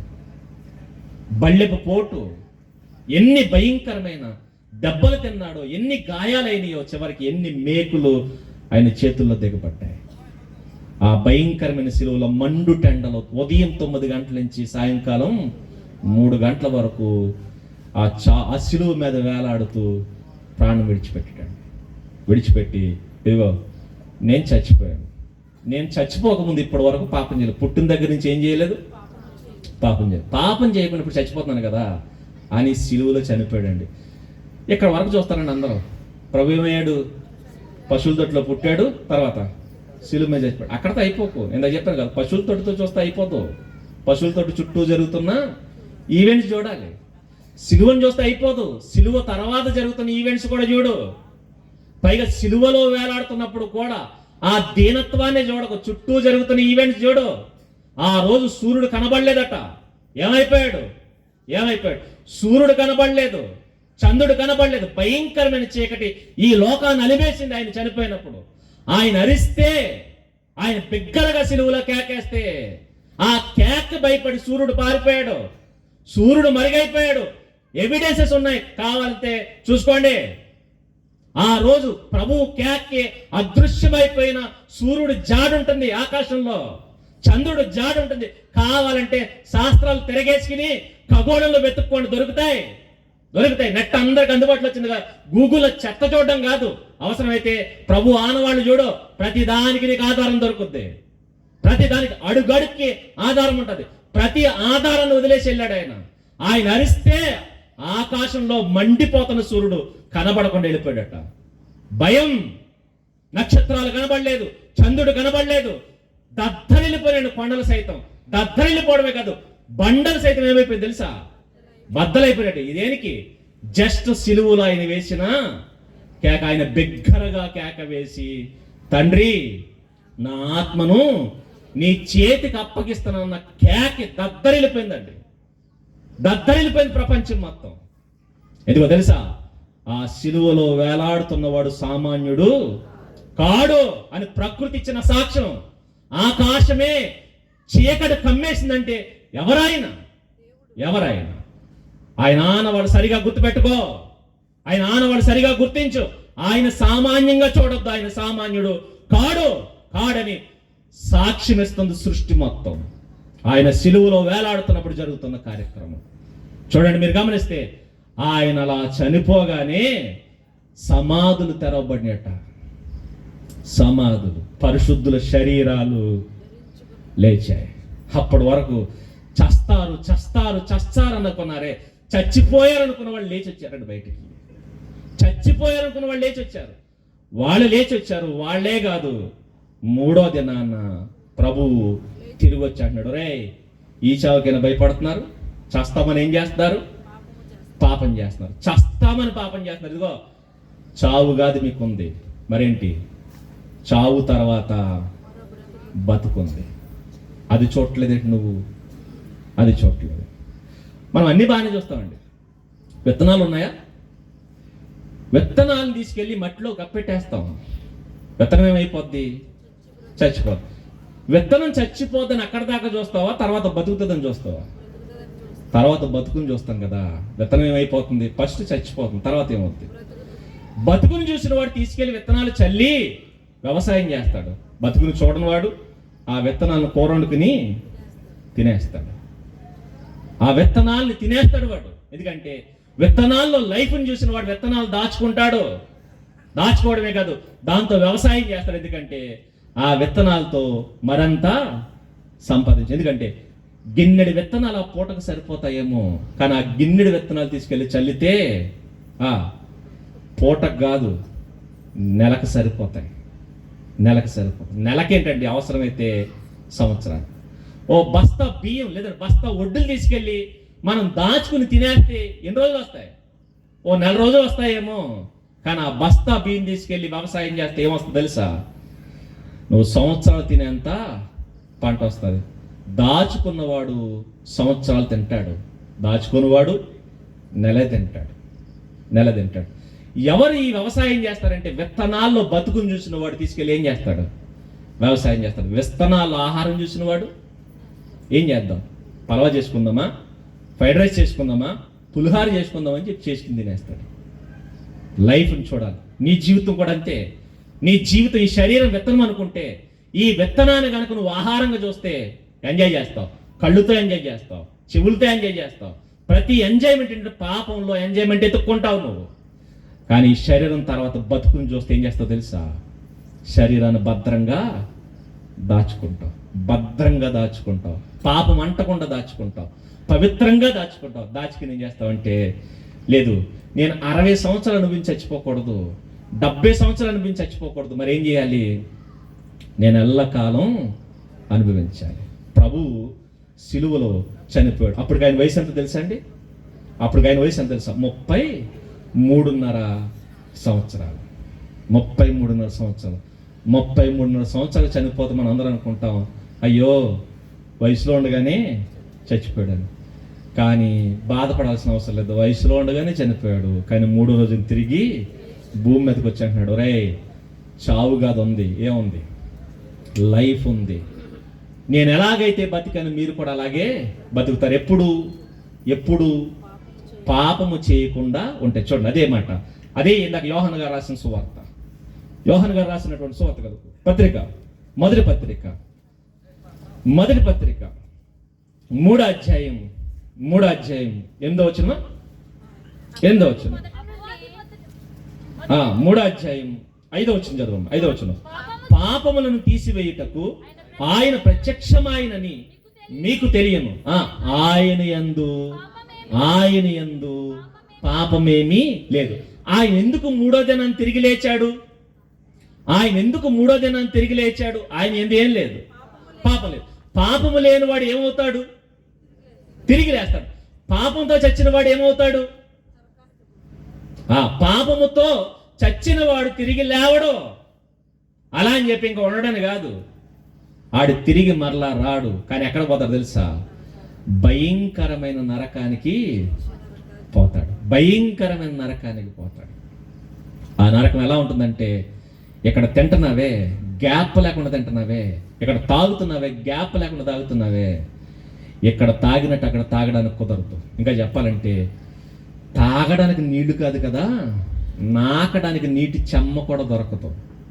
మరలా చెప్తున్నాను, తాగడానికి నీళ్లు కాదు కదా, నాకడానికి నీటి చెమ్మ కూడా దొరకదు. నీటి చెమ్మ అంత భయంకరంగా ఉంటుంది. చూస్తావు. లేదు నేను నమ్మనంటే నమ్మకం మానే. చచ్చాక ప్రతి వాడికి తెలుస్తుంది. ఎవరిని బతిమాలవలసిన అవసరం లేదండి. ప్రభువు చెప్పాడు, ఏమన్నాడు? ఒరేయ్ లైఫ్ ఉంది, జాగ్రత్తగా పాపం చేయకుండా ఏం చేయండి? బతకండి. ఎందుకంటే చస్తామని తినేసి తాగేసి తిరుగుతున్నారు కదా, చస్తామని చెప్పి భయంతో వ్యభిచారం చేస్తున్నారు కదా, చస్తామని చెప్పి మోసాలు చేస్తున్నారు కదా, కూడబెట్టుకున్నారు కదా. మీరు చావు కాదు, మీకు లైఫ్ ఉంది. మీరు చచ్చిన తర్వాత జడ్జిమెంట్ ఉంది. ఆ రోజు చావును చంపాడు. సిలువలో ఏం జరిగింది తెలుసా అండి? మనుషులందరూ దేనికైతే భయపడుతున్నారో ఆ చావును ఏం చేశాడు? మేకులేసి సిలువు కొట్టి 3వ దినం తిరిగి లేచి వచ్చాడు. సిలువలో చచ్చిపోయింది ఎవరు? మరణం చచ్చిపోయిందండి. మరణం. అందుకంటే పరిశుద్ధంగా చచ్చిపోతే నీకు మరణం లేదు. కానీ పాపంతో చచ్చిపోతే మరణం ఇది కాదు. ఇక్కడ చేస్తే నిన్ను కట్టెల మీద పెట్టి కాలిస్తే గంటలో బూడిదైపోతావు. కానీ పాపం చేసి నువ్వు చస్తే ఇక్కడ శరీరం గంటలో కాలుతుందే, కానీ నీలో ఒక ఆత్మ ఉందే, ఆ ఆత్మ గంటలో కాలితే కాలిపోయేది కాదు. దాన్ని వేల సంవత్సరాలు కాల్చినా కాలుతండి. అది కాదు, అది బూడిదైపోదు. ఆత్మ బూడిదైపోదు, ఎందుకంటే ఆత్మకు నాశనము లేదు. అది నాశనం కాంది. ఇంకా చెప్పాలంటే బాధ దేనికో తెలుసా? శరీరానికి కాదు, మరి దేనికి? ఆత్మకి. ఎందుకంటే ఆత్మ ఎప్పుడైతే వెళ్ళిపోయిందో అప్పుడు నిన్ను కట్ల మీద వేసి కాల్చేసినా నువ్వు కుయ్యను కయ్యను. బతుకున్నప్పుడు ఎండలోకి వెళ్ళడానికి భయం మనకి. బతుకున్నప్పుడు ఎండలోకి వెళ్ళవు, చస్తే నేను అగ్నిలో వేసి కాలుస్తారు. మాట్లాడు. బతుకున్నప్పుడు కనీసం దుమ్ము కూడా నీ మీద పడినవు, కానీ చస్తే అదే దుమ్ములో తీసుకెళ్ళి నిన్ను పాతేస్తారు. గొయ్యి తీసి గోతులో నిన్ను పెట్టి మట్టంతా తీసి ఏం చేస్తారు? నీ మీద వేస్తారు. బతుకున్నప్పుడు వేస్తే, బతుకున్నప్పుడు మట్టి ఏంటండి, పైనుంచి కిందకి పూలేండి, ఏం చేస్తాం? పూలు వెళ్తాం, దులిపేసుకుంటాడండి. మరి వేస్తున్న పూలే కదంటే చిరాకు మనకి. బతుకుండగా ఏది మీద ఉంచుకో. మరి చచ్చిన తర్వాత ఏమి అనవు, ఎందుకంటే నీకు తెలియదు. ఆత్మకు లక్షణం ఏంటో తెలుసు, ఏది మన శరీరానికి అంటదవుతాం. దేవుడు చెప్తున్న మాట, నీ ఆత్మకు చావులేదు, అది కలకాలం కాలుతూనే ఉంటుంది. బూడిదైపోయేదని అయితే ఏం చేయొచ్చు చెప్పండి? కాల్చేయచ్చు. అదేంటంటే కాలకుండా ఉంటుందంటే ఎందుకు వండుతావు? మన వాళ్ళు చెప్తున్నారు కదా, ప్లాస్టిక్ మంచిది అని తీసి తయారు చేసింది ఏలే. మనం ఏమైనా అడిగాము ఈ శాస్త్రవేత్తల్ని, మాకు ప్లాస్టిక్ కవర్లు కావాలని. ఎవడు అడిగాడు? ఖాళీగా ఉండి కనిపెట్టారట. పైగా ఆ రోజు ఏమన్నా తెలుసా? ప్లాస్టిక్ వాడండి, చెట్లను కాపాడండి అన్నాడు ఏఐ గారే. ఎందుకంటే మీరు చెట్లను చంపేసి ఏం చేస్తున్నారు? ఆ వస్తువులు ఈ వస్తువులు తయారు చేసుకున్నారు కాబట్టి మీరు చెట్లను చంపకుండా ఏం చేయండి, ప్లాస్టిక్ వాడండి అని చెప్పి కవర్లు తయారు చేసి మన చేతికి ఇచ్చారు. ప్రతి ఓడికి ఇచ్చిన తర్వాత ఇప్పుడు అంటాడు కవర్లు వాడకండి. ఎందుకండి? చెట్లు చచ్చిపోతున్నాయండి. దేనికండి? ప్లాస్టిక్ మట్టిలో కలవట్లేదట. నువ్వు కనిపెట్టింది మట్టిలో కలవట్లేదే, మరి ఆయన కనిపెట్టింది ఆత్మ, ఆయన ద్వారా కలిగింది ఆత్మ. అది ఎక్కడ కలుస్తుంది అనుకున్నా? అది మట్టిలోనే కాదు, అగ్నిలో కూడా కలవ. ప్లాస్టిక్ మట్టిలోన తర్వాత కొన్ని వేల సంవత్సరాలు కలుస్తుందేమో, కానీ ఆత్మ ఎల్లకాలం దేంట్లోనూ కలవదు. మట్టిలో కలవదు, అగ్నిలో కలవదు, నీటిలో కలవదు, మరి ఎక్కడ కలవదు. అది అలా కలకాలం కాలుతూ ఉండాల్సింది. కలకాలం కాలుతుంది. అది అంటున్నాడు, ఇదిగో చావకు ముందు జాగ్రత్త పడండి. చస్తే గొడవ లేదనుకున్నా కదా, చస్తేనే ఉంది పెద్ద గొడవ. చచ్చిన తర్వాత ఉంటుంది అసలైన గొడవ. దేవుని ముందు నిలబడి చేసిన తప్పులన్నీ ఒప్పుకోవాలి. అప్పుడు చెప్తాడు. అందుకే పశువుల తొట్టులో పడుకున్న శిశువు ఎవరు తెలుసా? పశువుల తొట్టులో శిక్ష విధించువాడెవడు? ఎవరు? యేసుక్రీస్తు అను నరుడుగా వచ్చిన యేసుక్రీస్తు. నరావతారికి ఎందుకు వచ్చాడు తెలుసా? అరే నేను కూడా శరీరం ధరించు. మనం బోడు కవులు చెప్తాం, ప్రభువా మట్టి శరీరం ప్రభువా, అందుకే పాపం చేసేసాను ప్రభువా. నేను కూడా ఏం ధరించుకున్నాను? మట్టి శరీరమే ధరించుకున్నాను, కానీ నేనేం చేయలేదు? పాపం చేయలేదు. మరి నువ్వెందుకు ఆ కవులు చెప్తున్నావు? నీకు భయం ఉంది. ఏంటి ఆ భయం అంటే రేపు పొద్దున చచ్చిపోతాను. నేను ఎందుకు పవిత్రంగా ఉన్నాను తెలుసా? నాకు భయం లేదు, ఎందుకంటే రేపు పొద్దున చావు లేదు. అందుకే చనిపోయి మనందరికి సజీవ సాక్ష్యం ఉంచింది ఏంటంటే రేపు చావు లేదు అని జీవాన్ని చూపించాడట. అదే వాళ్ళు జీవం చూశారటండి ప్రభు యొక్క శిష్యులు. చూడండి, యోహాను పత్రిక మొదటి అధ్యాయం మొదటి వచనం ముగించుకుందాం.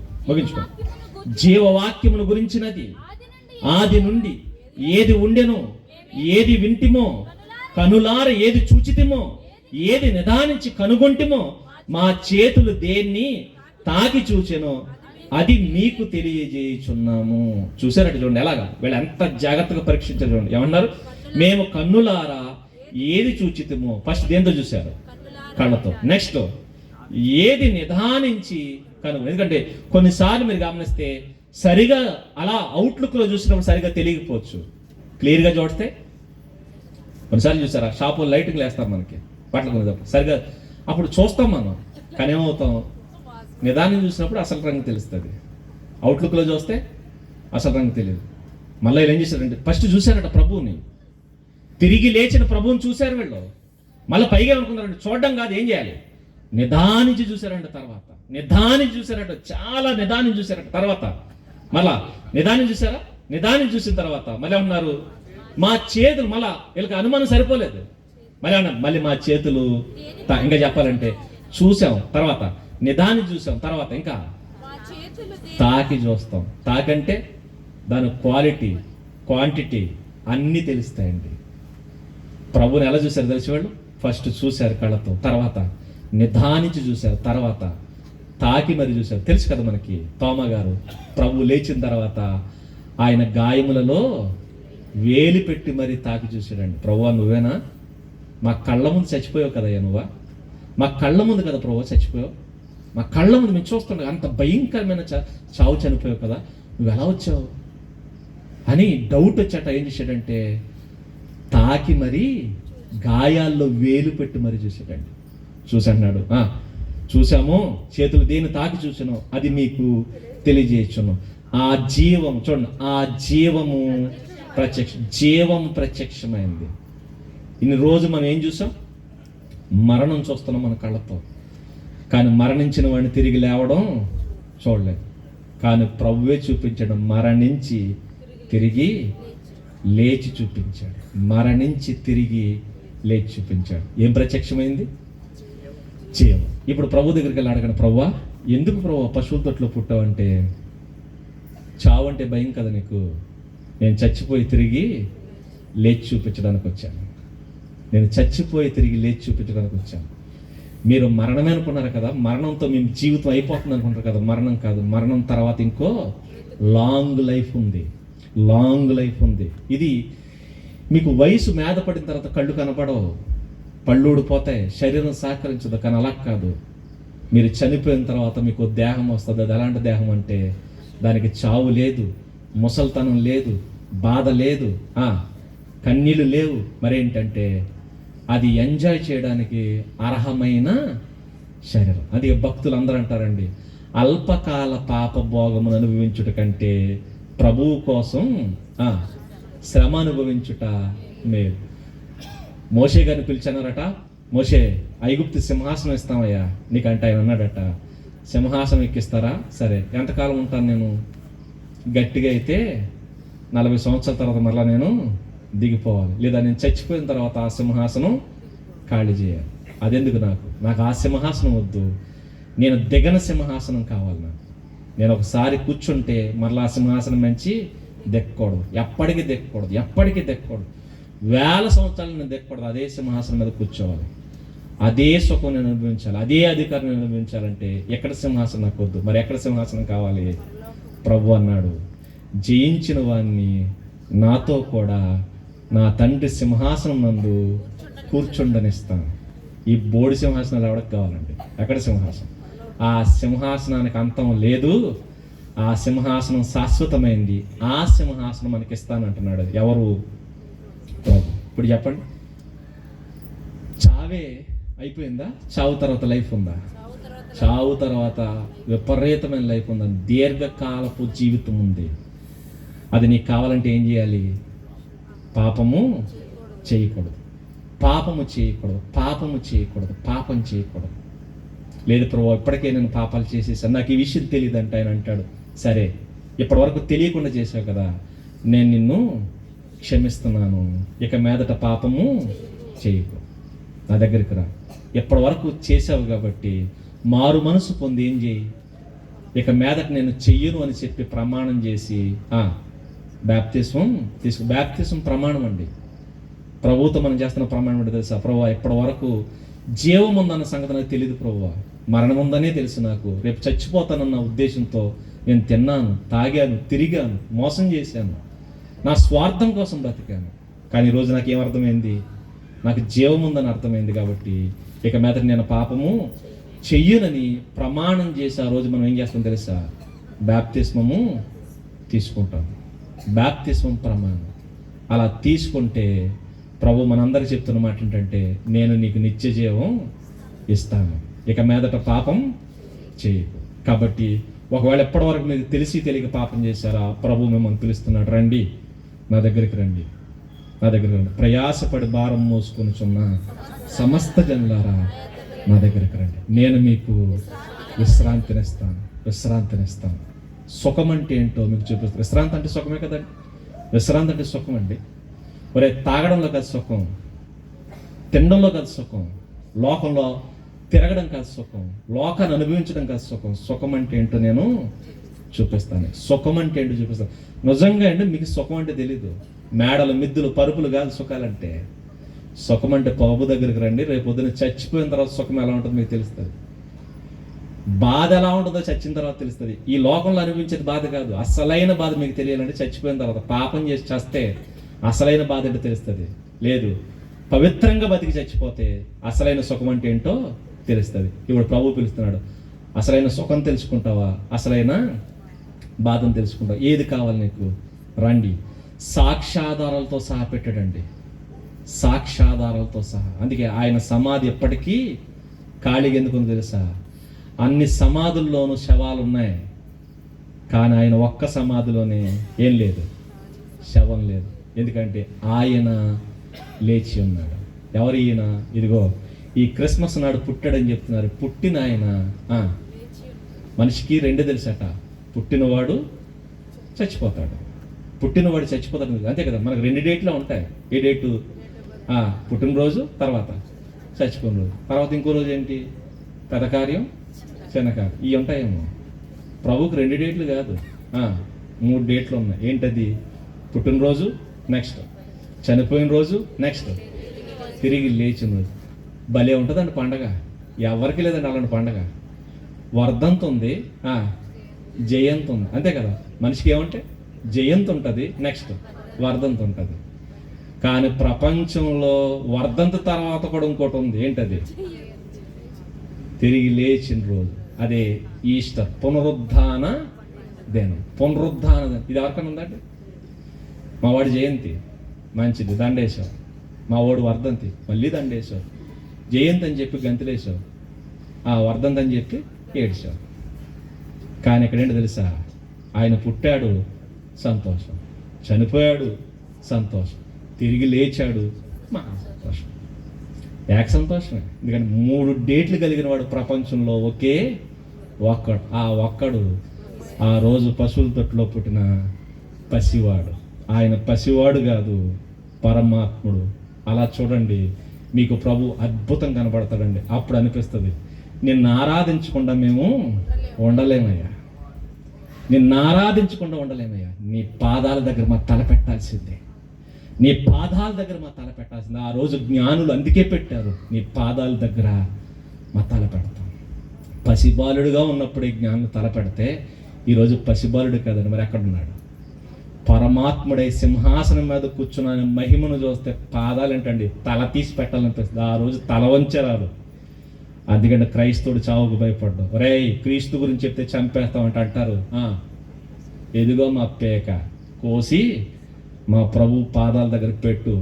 ఆ రోజు జ్ఞానులు తలే వంచారు. ఈరోజు మా తల అవసరమైతే తెంచిన ఆయనే మా దేవుడు, ఆయనే మా ప్రభు. ఎందుకంటే మాకు చావంటే భయం పెట్టి, చస్తే రేపు 2 కాదు, చస్తే రేపొద్దున అక్కడ ఉంటాం, రేపొద్దున అక్కడ ఉంటాం. మమ్మల్ని చంపు నువ్వు ఎక్కడ ఉంటావు చూసుకో, మమ్మల్ని చంపు నువ్వు ఎక్కడ ఉంటావు చూసుకో. అందుకేనండి క్రైస్తవుడుకున్న విజయ గర్వం ఏంటి తెలుసా? ప్రభు చెప్పిన మాట, మరణమా నీ ముళ్ళు ఎక్కడ, మరణమా నీ విజయం ఎక్కడ. మరణపు ముళ్ళు పాపమట, దాన్ని ఇరిచి అవతల పడేసాడంటే.